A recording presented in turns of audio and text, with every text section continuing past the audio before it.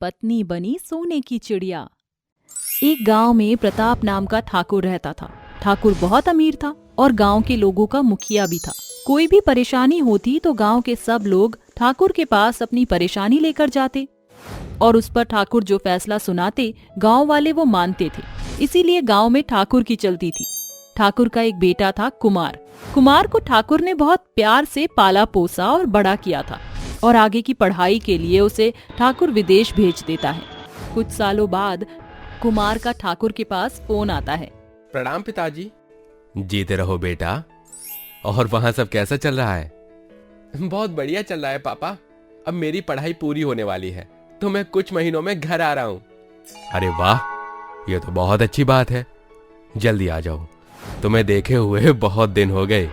और वहां कोई परेशानी तो नहीं हो रही ना? सब सही चल रहा है ना? हाँ पिताजी, सब सही है यहाँ पर। बस आपकी और माँ की बहुत याद आती है। अच्छा कोई नहीं बेटा, तो जल्दी घर आ जा। ऐसे ही कुछ महीने बीत जाते हैं और कुमार अपने गांव अपने माँ बाबा के पास आ जाता है। कुमार को देखकर ठाकुर और ठकुराइन बहुत खुश हो जाते हैं और पूरे गांव वालों को बुलाकर घोषणा करते हैं, आज मेरा बेटा कुमार इतने सालों बाद विदेश से पढ़ाई करके लौटा है। इसकी खुशी में हम आज पूरे गांव वालों को दावत देंगे। तो आज का खाना हमारी तरफ से है। जी मालिक। छोटे मालिक की जय हो, छोटे मालिक की जय हो। फिर रात को ठाकुर गांव वालों के लिए बहुत बड़ी दावत रखता है और सारे गांव वाले अपने परिवार के साथ खाना खाने आते हैं। ऐसी दावत में गांव वालों के साथ एक लड़की अपने माँ बाप के साथ आई होती है जो कुमार को पहली नजर में ही पसंद आ जाती है और जब कुमार उसे देखता है तो देखता ही रह जाता है। इतने में ठाकुर अपने बेटे को अपने पास बुलाते हैं और बोलते हैं, आज मैं अपने बेटे कुमार के आने पर बहुत खुश हूँ। इसलिए आज मैं आप सबके सामने घोषणा करने जा रहा हूँ कि आने वाले समय में जल्दी ही मैं अपने बेटे कुमार की शादी अपने दोस्त की बेटी से करने वाला हूँ।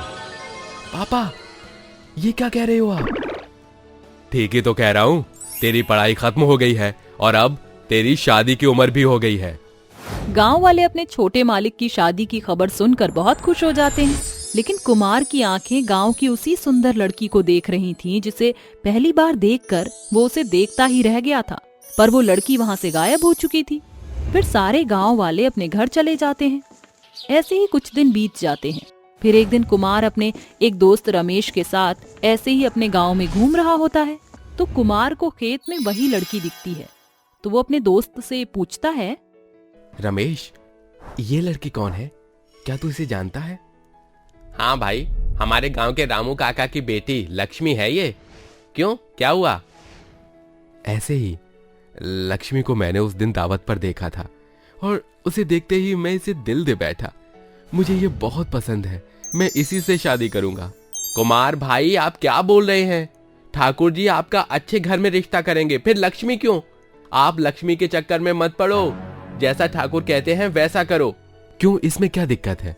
और मैं अपनी पसंद से करूंगा। दिक्कत है, तभी बोल रहा हूं। क्या दिक्कत है? अरे ये शाम के 6 बजे के बाद रोज गायब हो जाती है और गांव के लोग बोलते हैं कि ये चुड़ैल है। अरे पागल हो क्या तुम? कुछ भी बोले जा रहे हो। क्या पता वो किसी काम से जाती होगी और तुम इन सब पर कब से विश्वास करने लगे। मैं अगर शादी करूंगा तो लक्ष्मी से करूंगा, वरना नहीं। ऐसा बोलकर कुमार वहां से गुस्से में चला जाता है। उसके बाद अपने पिता को लक्ष्मी के बारे में सारी बात बताता है और बोलता है, आप कल ही उस लड़की के मम्मी पापा से बात कर लीजिए। मैं उसी लड़की से शादी करूंगा। ठीक है बेटा, अगर तुमने खुद पसंद की है तो कोई अच्छी लड़की ही होगी। हम कल ही उसके माँ बाप से बात कर लेंगे। फिर अगले दिन ठाकुर और ठकुराइन लक्ष्मी के घर जाते हैं और उसके माँ बाप से बात करके कुमार की शादी तय कराते हैं। लक्ष्मी की कुमार से शादी के बारे में सुनकर लक्ष्मी के पिता बोलते हैं, अरे ठाकुर जी, आप लोग कहाँ बड़े आदमी। मेरी इतनी हैसियत नहीं कि मैं आपको दहेज दे सकूं। अरे रामू, ये कैसी बातें कर रहे हो तुम? मैं तुमसे क्या दहेज लूंगा? और मेरे पास भगवान का दिया सब कुछ है। बस एक लक्ष्मी जैसी बेटी की कमी थी, वो तुम पूरी कर सकते हो। इसलिए मैं तुम्हारी बेटी का हाथ मांगने आया हूं। ठीक है ठाकुर जी, मुझे कोई दिक्कत नहीं है। मेरी बेटी तो खुश नसीब है कि वो इतने बड़े घर में जा रही है और आपके जैसे सास ससुर मिलेंगे, मैं धन्य हो गया। ठीक है, फिर शादी तय करके जल्द से जल्द शादी करा देते हैं। जैसा आप कहें ठाकुर जी। ऐसा कहकर दोनों खुश हो जाते हैं और एक दूसरे को शगुन की थाली देकर शादी की डेट तय कर लेते हैं। वहीं अंदर बैठी लक्ष्मी भी बहुत खुश हो रही होती है क्योंकि उसकी शादी कुमार से हो रही थी। फिर कुछ दिनों बाद कुमार और लक्ष्मी की खुशी खुशी शादी हो जाती है और फिर दोनों साथ में खुशी खुशी रहने लगते हैं। लक्ष्मी को ठाकुर के घर पर सारी सुविधा मिलती थी, फिर भी वो अपना काम खुद करती है और लक्ष्मी की यह आदत देखकर ठाकुराइन उससे बहुत खुश रहती थी और उसे बहुत मानती थी।